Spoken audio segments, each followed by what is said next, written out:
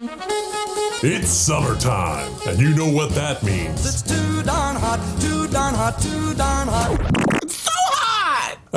Yeah, there's that. But also cookouts, pool parties, and the beach. Oh, I'm all a tingle. Right? And what do you need for those activities? Sunscreen. Sunscreen. Sunscreen. Sunscreen. Well, yes, but I'm talking about music. That's what I wanted to hear. Toxic Radio is ready to go with you wherever your summer takes you. All you need is your smartphone, a Bluetooth speaker, and the free Toxic Radio app. You can also catch us on the TuneIn Radio app. What if it's too hard? Yeah, what if it's too hard?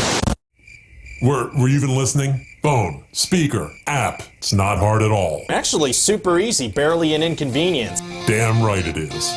So make sure you have us with you all summer and never miss out on the great shows and the great music. Toxic Radio. Don't play your summer safe. Play it toxic.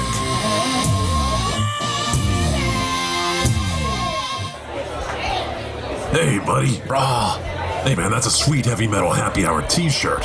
Where'd you pick that up? Thanks, dude. I got it at the Toxic Radio shop. Toxic Radio has a shop? Yeah, dude. It's in the app or online at toxicradio.net. That is sweet. Yeah, and I also got a rockin' Toxic Radio hoodie and a Red Band Underground shirt. Dude, I'm gonna look so rockin' at the party tomorrow. Well, I think you look pretty now. Oh, wait, what? The Toxic Radio shop is a place to get all your Toxic Radio gear. Shirts, hoodies, stickers. Find it at toxicradio.net or on the app. Don't buy it safe. Buy it toxic. Hey, where you going, man?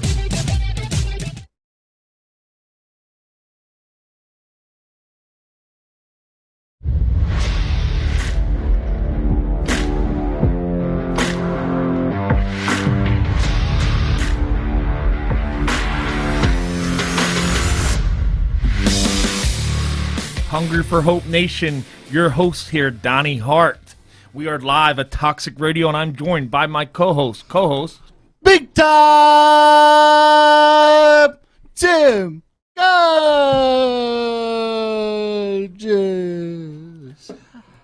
And we are joined by Dave Fine. He's our guest today, man. He has an amazing story. I want to welcome Dave. Dave? Hey, thank you very much, Donnie and Tim. Really appreciate the opportunity to be on with you guys. Thank you, Dave. You coming live from where you at? Atlanta, Georgia? Yeah, Milton, actually. Milton, Georgia. Thank you. Thank you for coming on. Tim, I know you speak highly of Dave. You want to... Yeah, me and Dave worked together for the past couple months. He's got a great story to share. I mean, he leads our entire company on a daily basis, and we're a brand new company. Lot of hurdles to overcome, and Dave's right there every day leading us and taking us to the next levels. But he also has a story of overcoming adversity, and tough times don't last, tough people do. And Dave's about to tell us a story about that. Dave, like we were talking about, you had to overcome a lot in your life. Can you let our listeners know, kind of give them a background of your story, what you've been through, what you overcame? Yeah, well, hey, thanks again. And I guess you go back to being born in Newark, New Jersey. Lived in Newark, New Jersey, or Elizabeth, for 13 years. Moved to a small town after that, Lloyd, Kentucky. Spent 4 years there, and my address was actually general delivery. Had to walk to the post office. Worked to put myself through school. Worked for $3.35 an hour as a rep inside of a waterbed store, believe it or not, Tim. And then, I was fortunate to work for other companies where I sold appliances, became a regional manager. And over the course of all this, what you find is life happens.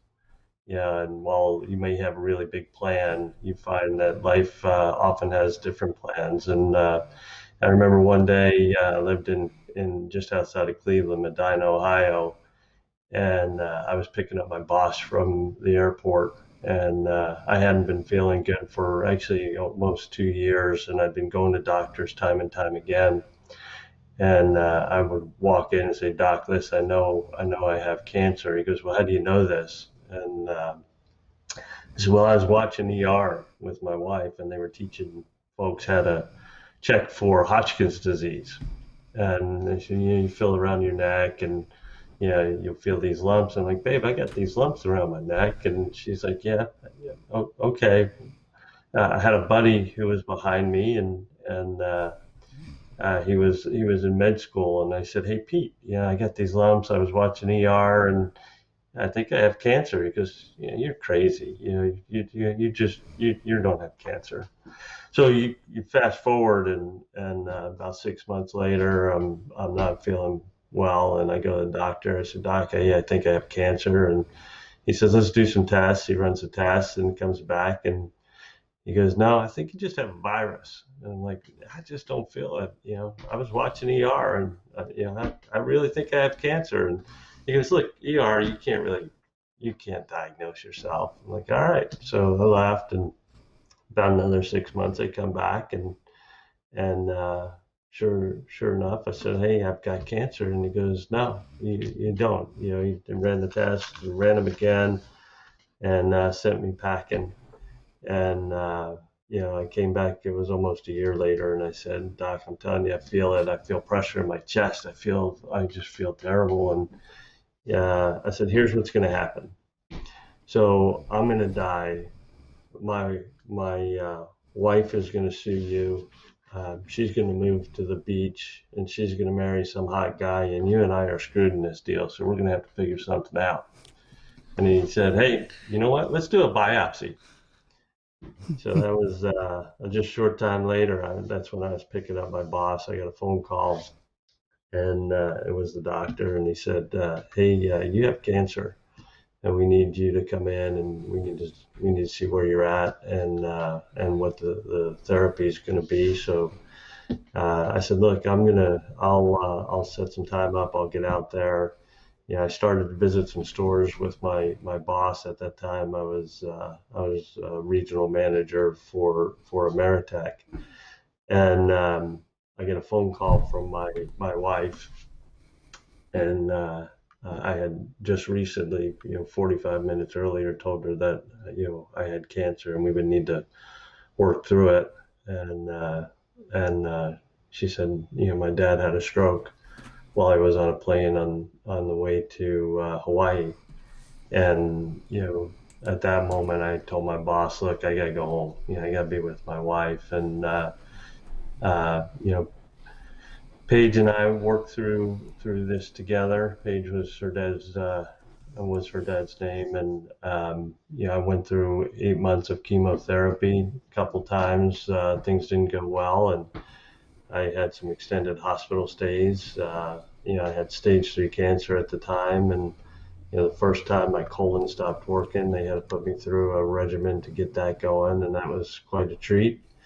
And after 8 days, I was fortunate that they were able to get that taken care of. And another time, went back into the hospital, and it was a 10-day stay where I was in nonstop convulsions. They thought I had spinal meningitis, and they couldn't figure it out. And during that time, I just asked for a second chance at life and made a promise that I'd make a difference in the world. And along the way, Paige was always there, and we were working to help each other through. And Paige taught me a lot of lessons in life, and I live by those lessons day in and day out. And unfortunately, on November 15th, Paige, of that year, 2000, he had a stroke, fell to the floor, turned to his wife first, said, Lola, you're my best friend.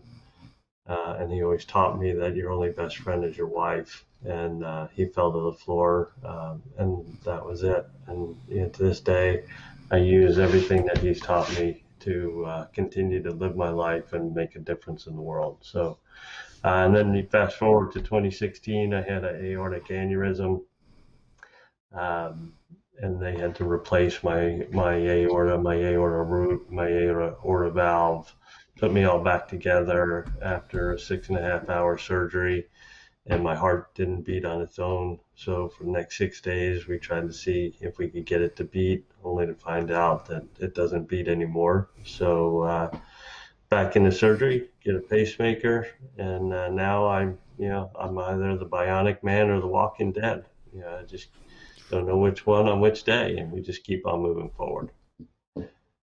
Guys, one one of the craziest things I heard out of that story, right? I don't even think I would have been able to do it. So right after you find out that you have stage 3 cancer, essentially, you tell your wife, and then you're out visiting stores with your boss. Yeah, my boss, he did say, hey, you should go home and be with your wife. I'm like, look, we're not going to cure cancer by going home for the afternoon, so let's go do the store visits. We've got work to do, and I'll go back home. I'll see her tonight, and we'll get things worked out.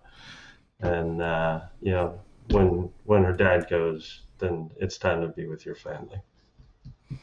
Yeah, absolutely. And then one of the things you discussed too was you just asked for one more chance, and you wouldn't take that for granted. You would change the world. Is that where the origins of your mantra come from? One team, one goal to change the world. Yeah. So I to this day I live the promise of making a difference in the world, and one team, one goal, changing the world. What became the mantra is, we've got to. I soon figured out you can't change the world by yourself. You need a team to do that. So one team, one goal was that mantra, or was what the mantra that I formed, and then you have to give it meaning, and you give it meaning through people, and the meaning is everybody's equal, nobody's more important than the next. When we work together, we win together, and together we change the world for our employees, our customers, and the community that we serve. And that's been something that I've used to shape my life. It's changed my life as far as what my goals were in my 20s and what my goals were as I matured.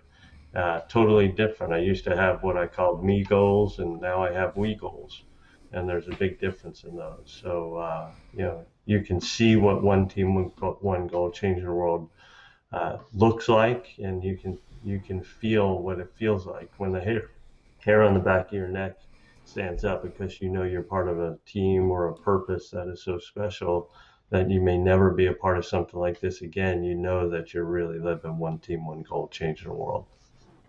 Now, Dave, from your story, man, you sound like you overcame a lot even before you had these setbacks in life, and you were on the right path. You were doing good things. You were a good guy. When you got that cancer, was there any moment where you just said, "Why me? I don't deserve this"? Did you ever have that feeling of just like maybe I'm just cursed? And you ever get down? With cancer, I didn't have as much of the downtime. I can remember, at one point sitting on the edge of the hospital bed with my wife, and the medicine that they would make you take made me sick, and there was just one time when it was, look, I don't know if I can do this anymore. I don't know if I want to do it anymore. And then I just look at her and hold her hand and realize that, like, I have to do it. I have to do it because I have a beautiful wife. I have 2 great boys. I have a mother-in-law, and I have to do it for our family, and my passion was just, you got to move forward. And I truly believe that when you make that decision, you're going to move forward. It's up to you to just overcome those obstacles. So yeah, I'd always enjoyed being in the gym before working or before cancer. I always set goals about whether it be physical fitness or things that I wanted to accomplish in life. And I just set a big, hairy, audacious goal and said, I'm gonna get through this, and when I'm on the other side, I'm gonna be better because. And we just went at it. No, I've been there. That's why I ask. I've been not with cancer, but my brother died. I ended up getting in trouble, and I remember sitting there and just asking, why me? I know there's a lot of people maybe tuning in, or they got friends or family who are going through things, and they might have that mindset. I just know how bad that mindset is when we say, why me? And we get down. Anything you would like to tell them, people, if they are feeling down, anything, if they're battling cancer, any kind of demons in their life? There's a saying that I like, and it's it's okay to be scared. Being scared means that you're about to accomplish or do something that's really, really brave. Yeah, and when you feel that way, you just need to understand that what you're about to do takes a lot of bravery, and it has to come from the heart. It comes from the soul, and um, just don't give up. I know that Jimmy V, that's his line, and it means something. Just don't give up. You never give up, and that's what it takes. It's just one step after the other. You just put one foot in front of the other, and that's what it's going to take in order for you to accomplish your objectives. It's crazy you bring up that, man. That speech has changed my life. It was my brother's favorite speech, the Jimmy V speech when he was at the ESPYs. I'm sure you just talked about it. He was dying of cancer. He had weeks left to live, maybe not even. And he got up on that stage at the ESPYs. He couldn't even walk. He couldn't get out of bed. He did all this. He was able to put a tuxedo on. His players helped him up to the stage. And he gave probably the greatest speech, one of the greatest speeches I ever heard. He just said, I think cancer can take my mind, my body, but it can't take my spirit. Or I think it was something like that. And it was just never give up. That speech is amazing. I'm sure that affected you hearing that speech. Definitely. Anytime you hear that, and you see people that to their dying breath are doing all they can to inspire others to continue to move forward. How can you not take that, embrace that, and understand that now you have a purpose, and your purpose has to be to carry that forward to make a difference in the lives of others, and prove to others that no matter how difficult it is, they can overcome it. No matter how tough things get, that they can endure, and no matter how much they think they can't, they can, and the impact that they can have on other people is enormous. So it doesn't take but a little bit of effort to really make a tremendous difference and impact on other people. And when you were going through the tough times in your life, what might be something that you wish you would have known when you were going through them? I wish I had known how important they were. Some would say, some folks may say that I wish it never happened, and I never wish none of this had happened.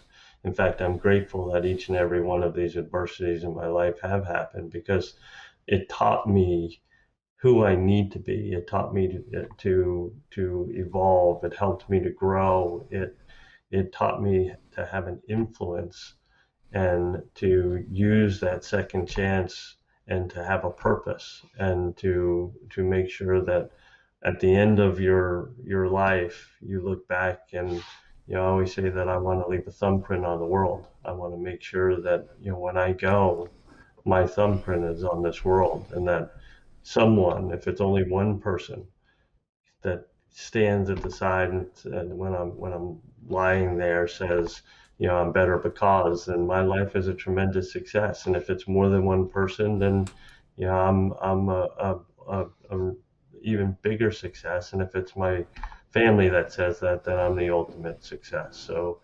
I embrace every one of them, and I just wish I knew as I went through it that these are some of the most difficult and some of the greatest lessons I will ever learn. Now, you mentioned your family, and when we're going through this, I think people forget sometimes. When we're going through tough times, we're battling something, they forget the toll it takes on our family, our loved ones, our friends. Now, how did this affect your family and the people close to you during this? Yeah, I mean, you think about my wife. She was dealing with not just myself, but also, with her dad, and just to watch her have to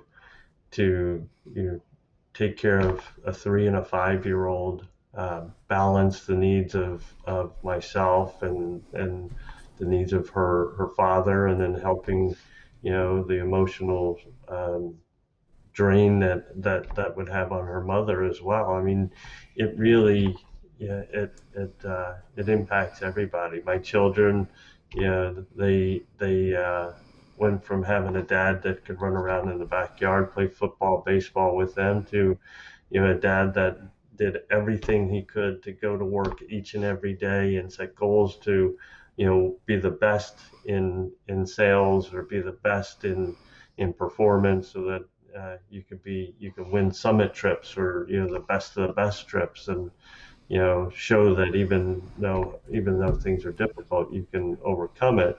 Yeah, the impact was, my my uh, my kids. I wasn't rolling around and playing on the floor like I used to with them, and that hurt. And my wife, she said something once to me that really stuck with me, which is, she's walking through the mall.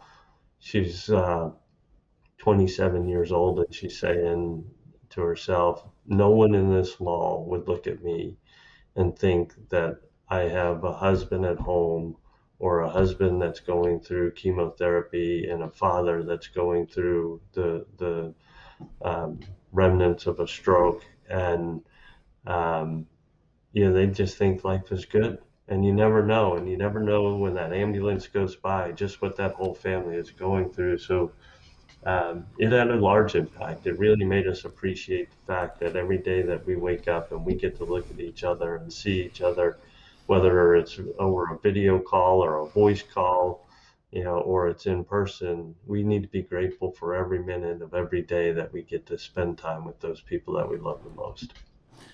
Yeah, that's amazing. I just love highlighting, the loved ones that go through this with us. Obviously, you're a warrior. Your story's amazing, but I think your wife, your kids, your family, I think how strong they have been during this, I think is a huge testament to all of you. I'm sure just having you as the role model for your kids, somebody who faced something that could have took them out of this world, something they didn't probably deserve, and to come through it on the other side with such a positive outlook. I'm sure your kids have been blessed with having a father who has gone through that. Well, thank you for the kind words. I would tell you, I'm blessed. I've got two great kids. So both of them great young men, and out there on their own. The goal was to get them off the payroll, and to this point, we've been able to do that. Donnie says, I'm really happy for that too. They're good kids. Yeah, Gene said, what a tremendous story. One of our listeners, a story of adversity and selflessness. And yeah, that's definitely. But during this, you talk about your family who was there. Is there any other resources or anybody you would like to talk about who helped you along the way? I've worked both of the times. Charities, being involved in charities have been important. Just the camaraderie of people that give you that I can do it attitude, and then the doctors and the nurses that I spent time with. Those folks, if it wasn't for them and the care that they give, I wouldn't be here. I wouldn't be here today. So I would say it really breaks down to, I go to community, my family and that part of the community, the work, my work, as my son would call them, my workmates, and then just the folks that I spend time with at the hospital. Everybody just gave you the strength to get up, and then to just a story, having, as I was going through the aortic aneurysm and the surgery. And this is going to sound really corny, and I apologize. I'm laying in a hospital bed, and it's 2 o'clock in the morning, and I was really feeling bad. I was feeling just depressed at that point where, it's like, why am I dealing with this? And Rocky came on, and it was that last Rocky, not the first one. I remember back in '76, I was 11 years old and came out of the movie theater with I can do anything type of an attitude. And it's amazing how much Sylvester Stallone impacted my life for some reason. Whenever I had adversity, it was a Rocky movie that helped. And I'm laying there, and it gets to the part where Rocky is talking to his son, and he says, look, it ain't about how hard you can hit, it's about how hard you can get hit and keep moving forward. Just get up. And when I watched that, it was like, you need to get up, you need to get out of this bed, you need to get going, and no matter what works or doesn't work in your body. You just need to be able to move forward and learn from it and live from it. So, if I was standing here and I could, Sylvester Stallone was here, I'd have to say thank you, because he really was one of those folks that motivated me just to get out of bed and get moving. So, thank you, Sylvester. Yeah, he's been a huge inspiration for me too, and I was actually blessed back in, I think it was 2014, 15. I was a extra.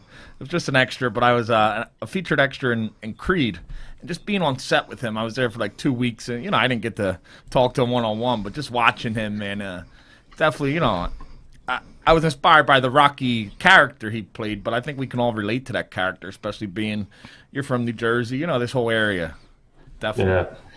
Well, now I'm starstruck because you've been on the set of Creed, so that's outstanding. Yeah, but now we go back to talking about the Jimmy V speech, and like I said, and Jimmy V is a person. He's one of my favorite people, and he was my brother who passed away's favorite person. During that speech, he said how precious his time was. He said he literally, he could have died any day, and you could tell he was on his deathbed, and he didn't know how much time he had left, and he just said the time is precious. Have you noticed since then that every minute of your day is precious now, since you might have not had that same mindset before you went through your struggles? I would say I appreciate every minute of every day. I would tell you that I still have a lot of work to do to be able to prioritize my time properly. I spend an inordinate amount of work or time on work, and in my head, I want to make sure that I'm doing everything I can to prepare my family for when I'm not here. I want to provide them the things that they're going to need, and at the same time, sometimes you have to stop and smell the roses, stop and enjoy the moment with your wife or with your kids, and put that in a priority, in a place of priority. And again, through my life, my goal was to retire at 55 years old. I retired at 55. In fact, it was I retired for 16 hours, and then I got bored, so I came back to work, and now that's why I'm working with Tim. So I enjoyed all 16 hours, though. It was great, a great retirement. Did you do anything fun in those 16 hours, Dave? I did everything that I said I would hold off till retirement in that 55 years, all in 16 hours. Boy, was it a crazy 16 hours. Sounds like fun, man. Now we've asked you some great questions, but you know yourself best. If you could step in my shoes and Tim's shoes and be the interviewer and ask yourself one question, what would it be? Wow. Think about it. I know I put you on the spot. Yeah, I think it'd be at the end of when it's all said and done, what do you want people to remember about you? And I really just want people to know how much I appreciated them. How much that it was great to spend time with them, to be with them, to enjoy them. And the ultimate goal, as I said earlier, is I want to know that I made an impact. I want to know that I left a thumbprint. And if it's one person, then I'm successful. So the question would be, what's that measure of success? And the measure of success is, did I make a difference in the world? And again, if it was with my family, then I am an ultimate success. Yeah, I was going to actually ask you, what would you like people to describe you as, if somebody said, hey, Dave Fine, and they described you. So I guess that would be something you'd want somebody to describe you as, somebody Absolutely. who made an impact, and, great family guy too, as I can just tell that's part of your story, your family, and how close you hold them. That's pretty awesome. Well, thank you. Thank you. So if any of our listeners want to reach out to you, follow you, what social media can they look you up on? Twitter, Dave at Dave Be Fine, or Facebook or LinkedIn. Those would be the three places to catch me. That's awesome. Now, Dave, I have a question. You know, our show's Hungry for Hope. Our show's all about giving hope to those who may have lost it. I gotta ask you, Dave, what does hope mean to you? It means to me, it's like no matter how hard things are, and no matter how much they look like they're just impossible to overcome. And as long as you don't stop trying, as long as you don't quit, you can accomplish or you can overcome the obstacle. It's when you give up. And, hope is about it really is about not giving up. It's about, taking the challenge on, moving as aggressively forward as you can, and know that even if at the end you don't win, you didn't quit. So anything is possible as long as you don't give up. Absolutely, man. That's why I guess the Jimmy V's so big to you. That never give up. It's just a simple thing, but it's changed the world by people just not giving up.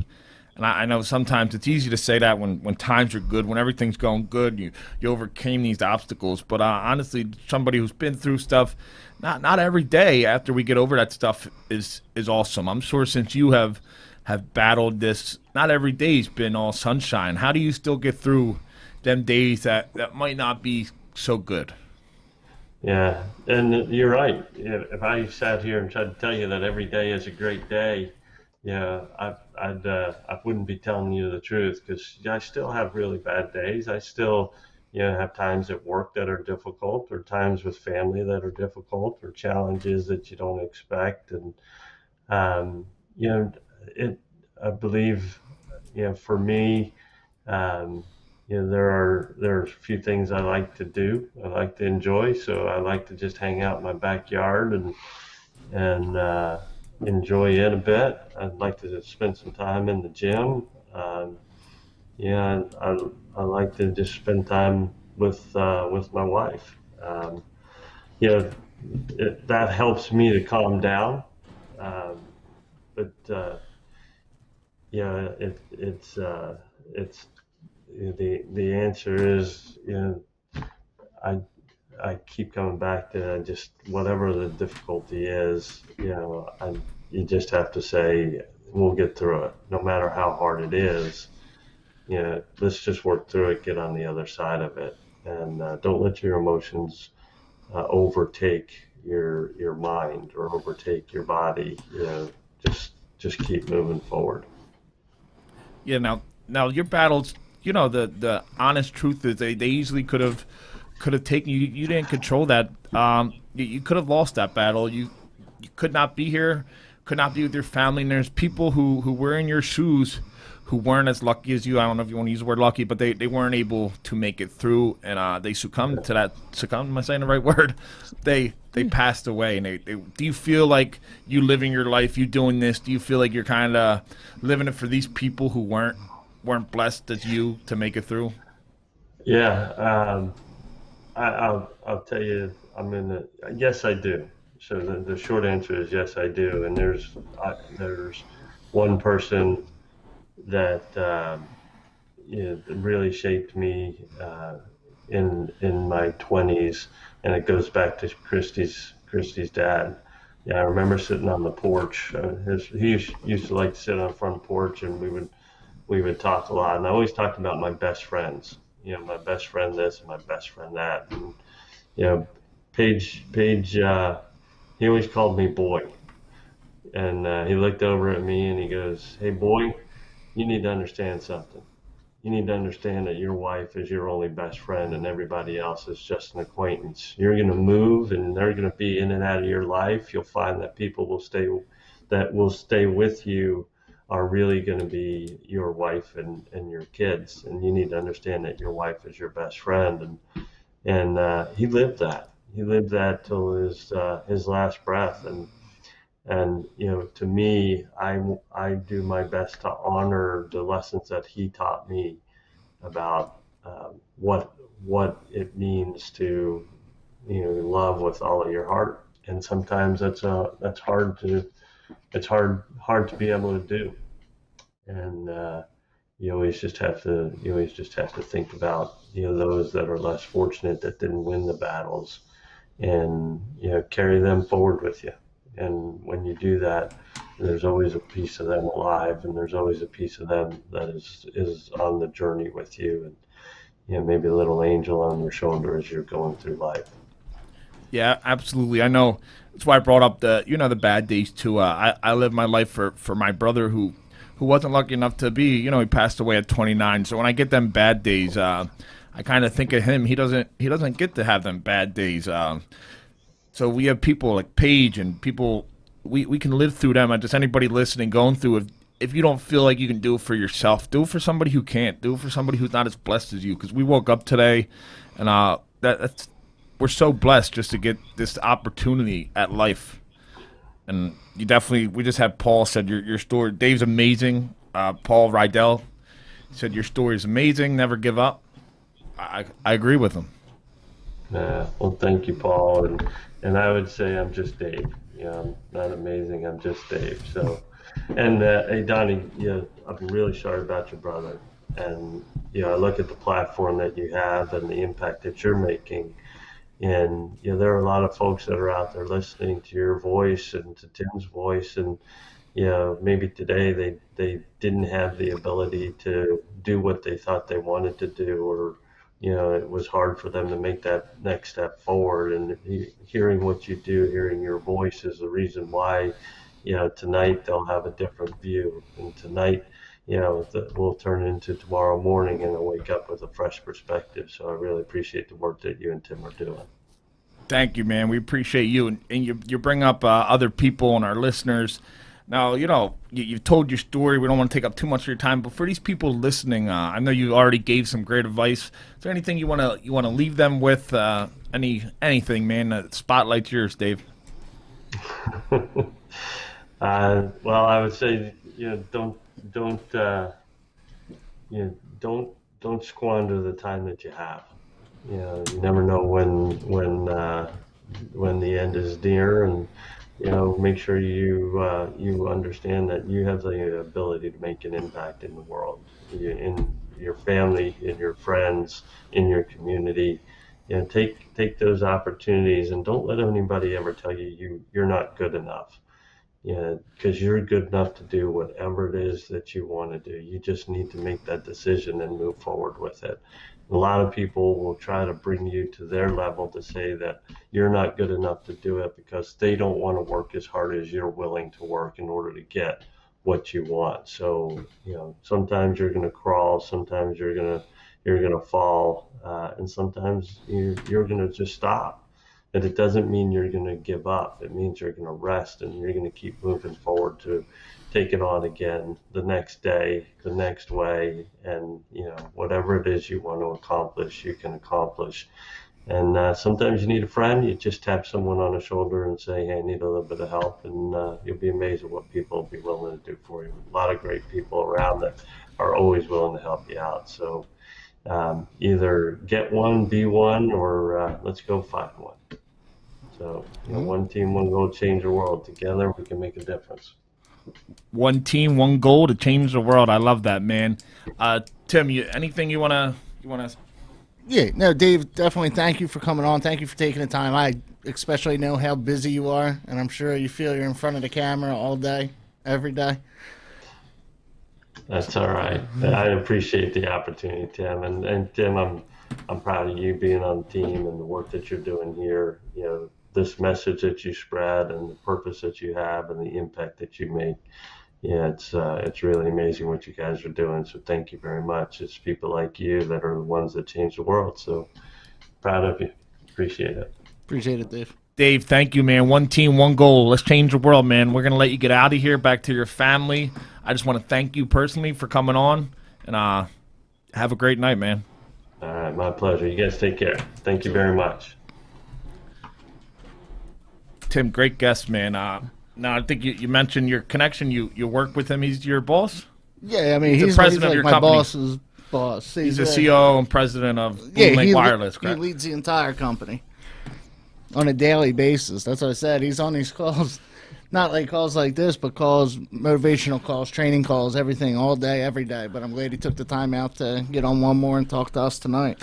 Now, how did you find out about, you work with him, he's the president of your company, but how did you find out about his story, his inspiring? Does he share it with you guys on conference calls? Or? Well, it was funny when we first started out as a company. I mean, we all started at basically the same time, so we had one of these icebreaker conference calls, and then I mentioned the podcast and what the podcast was about. And Dave got into his story a little bit, touched base on it, and then we waited for the opportunity to have him on, and today was the day. Now does Dave use his story, his tremendous story, overcoming all that, to motivate you guys at work and stuff? Or I mean, once in a while he'll build it into what he was talking about, but he doesn't really harp on the story. He doesn't really he uses point. It's great. Dave's a great leader, somebody I definitely admire and respect. Yeah, I think me and you can both relate to, when we were at that desperate time when we weren't sure if we were going to make it through our fighting our demons, and we both kind of said, like, if we did make it through, if we had that second chance, we were going to, give back. And I think you can tell that in what Dave does and everything. You notice that, I'm sure? Yeah, I mean, it's the same thing. Like he was saying, he was glad to have. He wasn't glad to have him, but those adversities that he overcome made him stronger. And I always said it about myself. It gave me the desperation of a drowning man. It taught me the ability to keep fighting, no matter how much my back was up against the wall. So I kind of related to that. Yeah, definitely. Obviously, it sucks the things he went through, but I feel like he feels he's blessed that he went through them, because it made him. He wouldn't be the father he is, the boss he is, the friend, if he hadn't gone through all them battles. I'm sure you feel that sometimes. I know we talk about it a lot. We wouldn't be where we are today if every single one of them challenges and mistakes, them tragedies I had to go through. Unfortunately, I had to go through them to be where I'm at today. I'm sure you can relate. Yeah, absolutely. But it was a great story. It was inspirational, man. We're going to talk about some other stuff. I know you got some burning stuff to talk about, Tim. You're all pumped. You've been wearing your USA shirt all week, watching the Olympics, I heard. Yeah, I mean, last time I checked, we were leading the medal count, so USA. We're leading the medal count? Yeah, not gold medals. I think Japan's got the edge on that, but overall medal count. Well, anything besides the gold doesn't really count, does it? Depends how you look at it. I'm looking at it. I mean, gymnastics got silver. I think this is where we're edging into. Yeah, gymnastics got silver. They were a tremendous favorite to win. They lost to the Russian Olympic Committee or whatever it's called. I don't know what's going on with that, but they lost. The Rock. But the big thing, we talk about this inspiration, and a big thing on our show is mental health too, and struggles we've had with it. So where you at? You see Simone Biles. She's the face of the Olympics. She makes it to this grand stage, and she's in the team competition, because in the gymnastics they have individuals and they have team. She's in the team thing. They're the big favorites. I know there was some talk. There was a lot of pressure, and she was what did you say? They weren't judging her correct because she was so good. They weren't giving her. Yeah, so essentially the summary of it was that she's so good, they basically scored her at a handicap, so then other gymnasts weren't trying to do the same thing and get injured, because she's one of the only people that can do what she can do in the entire world. All right, so that might have, and having the weight of a country on your shoulders, I get that. She's young. She's overcome a lot to be. It's amazing just that she's where she's at. She's an inspiration for so many people. But I watched her performance, and what I saw, she didn't do as good as she thought she was going to do. Maybe she had some stuff going on, but as I watched, she did the balance beam, I think it is. I don't know. I watched it, but and she stumbled, and I guess this was maybe the second time she did it, and then after it was just the most bizarre thing I saw. she was just shocked. I almost felt like she was shocked that she didn't do amazing, and she walked off. She left her teammates. She went into the back. You thought she was hurt or something at first, but you heard her say something. She wasn't, she was mumbling some stuff, and then she came back and let her teammates know, hey, they're in the middle of the team thing here. She's the teammate, the best. The captain. And she says, I'm done. And she puts on her warm-up suit, and they had to bring in alternate Jordan Childs, who, she had 30 seconds to warm up. 30 seconds to warm up, go on the stage for the biggest thing of your life. What do you think about that? Well, I'm sure when Jordan's on, like, sitting there watching Simone perform, I keep doing it. But she wasn't expecting, I'm going to have to jump out there and perform. I feel like it would be the equivalent to a kicker having to go replace a quarterback and throw at the end zone. Now, do you feel like she let her teammates down? The teammates have spoken her support. They're behind her.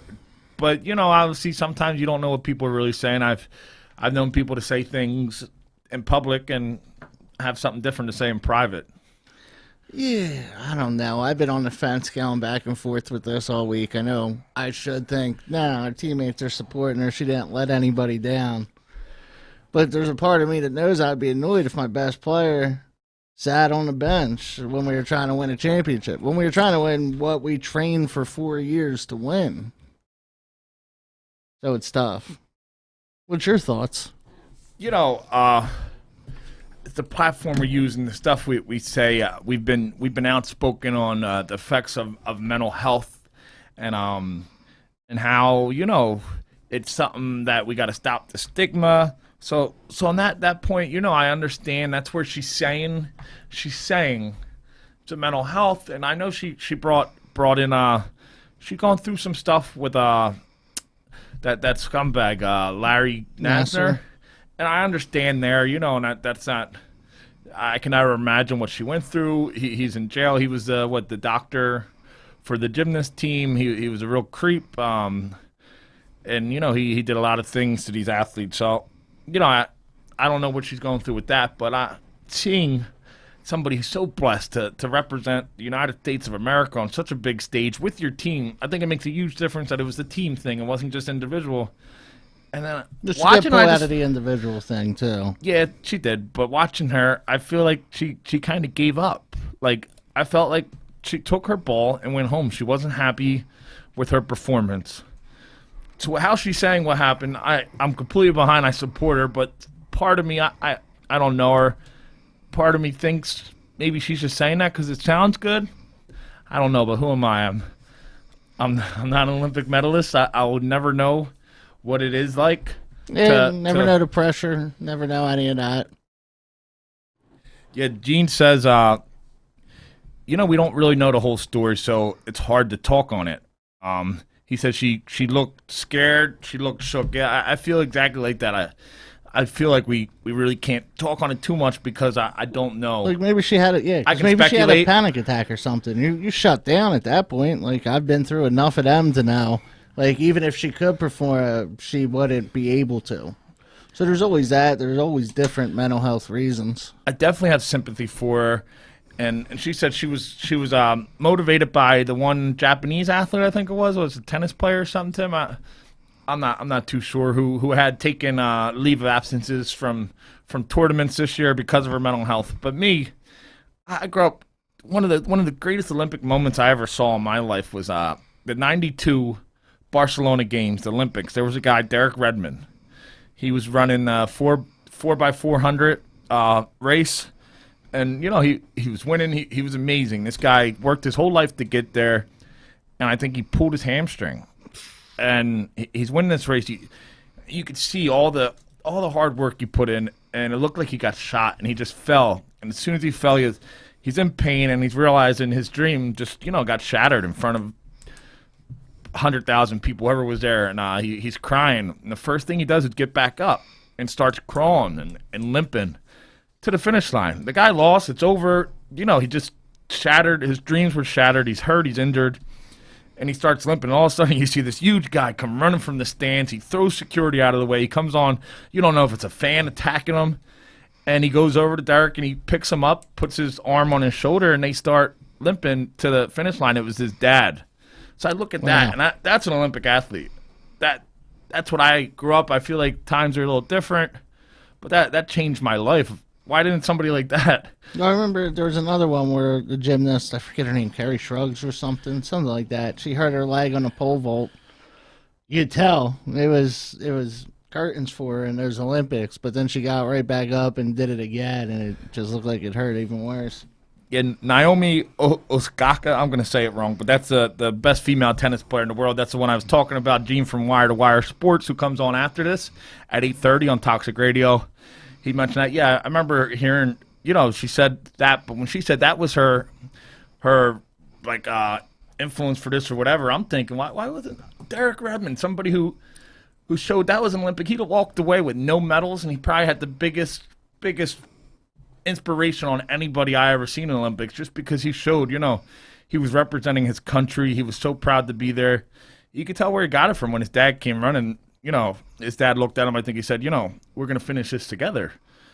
And he could barely walk. He was hurt, not just physically, but emotionally. And I don't know, just... Yeah, I mean, they put their whole lives not on the line, but this is what they dedicate their lives to. This is what they do day after day, train and condition for this. That's why it's hard it starts to make sense now that I think about it. Like, maybe she just did have a panic attack on the stage. Like, that's gonna stop you from performing. That's for sure. You think it was is that what she's saying? Well, that's what he said. That's not what he's saying. I'm just basing on if she looked scared, she looked shook from what Gene was saying.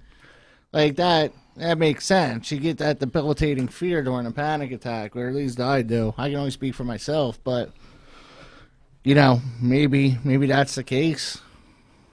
Yeah. I can't see somebody throwing all that away for no reason. Like, she probably physically couldn't perform. I don't know, like Gene was saying, I watched it, and it was just weird. It was bizarre. Her emotions, even when she came back and she was cheering on her teammates, it just felt weird. It didn't feel right. It felt like, I don't know, like I said, I don't know the story, so I probably shouldn't speak on it, but I'm going to anyway.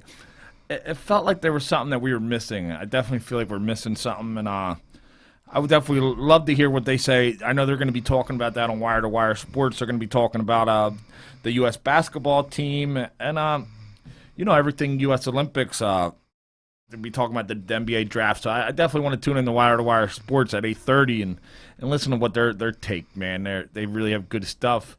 So I like to hear. I feel like people were 50-50. Some people are upset that she didn't do it, and some people sympathize with her. We're definitely living a time where people are more sympathetic, I feel like, to these athletes. Back in the day, I feel like it was, just shut up and play. But what's your take on the U.S. basketball team, Tim? They have no excuse.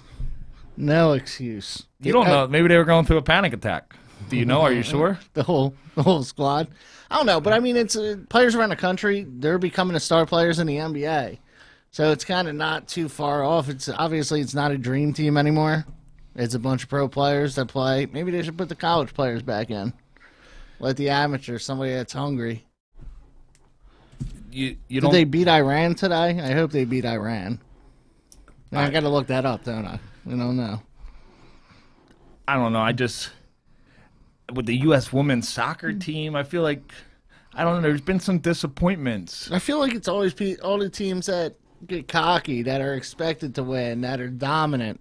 I mean, what? U.S. women's team won 44 straight games in a world level and then just got whitewashed?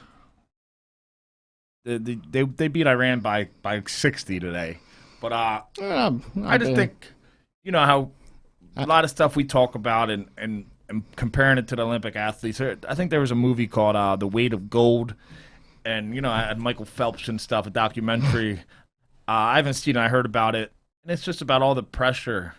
So I think with our show and the stuff we have talked about, you got to bring into effect this mental health.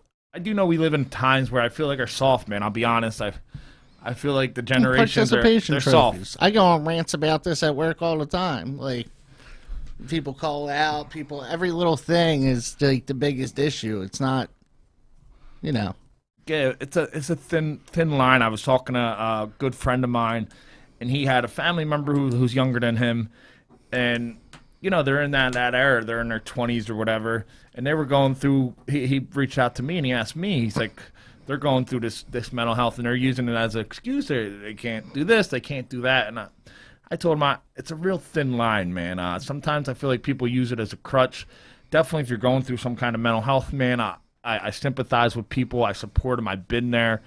But, even during my struggles, I never used it as a crutch, man. I got the help I needed, but I never, like called out of work and said, hey, I'm not going in today. I'm taking a mental health day.